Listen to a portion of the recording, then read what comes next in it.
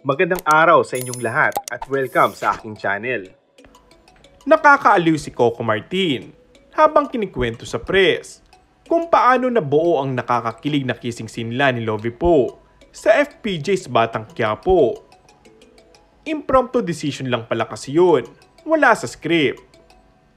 Natanong naman ng aktor kung totoo ang balitang mawawala ang aktres sa nasabing programa. Ayon sa aktor, abangan na lang natin, basta marami pang exciting na mangyayari. Ngunit sinigurado naman ni Coco na sa pag-alis ni Lovie sa Batang Quiapo, may papasok naman daw na bagong karakter sa show.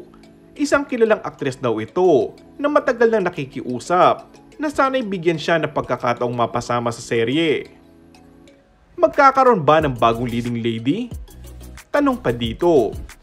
Si Lovie ba ang mananatiling leading lady niya na hanggang katapusan ng FPJ's Batang Quiapo o parang FPJ's ang probinsyano na paiba-iba? Depende. Honestly, pag tinanong mo ako ngayon, ano bang kwento ng Batang Quiapo?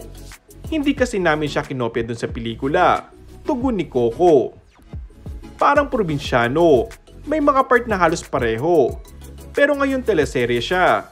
Dahil malaki yung gagalawan nila, ibang-iba yung kwento niya. Kaya ako sasabihin kung si Lovie lang ba ang leading lady ko rito. Hindi ko rin masasabi. Depende niya sa tatakbuhin ng kwento at depende niya sa reception ng mga tao. And that's all for our today's video. Kung bago ka lang sa aking channel ay mag-subscribe at pindutin na rin ang notification bell. Maraming salamat!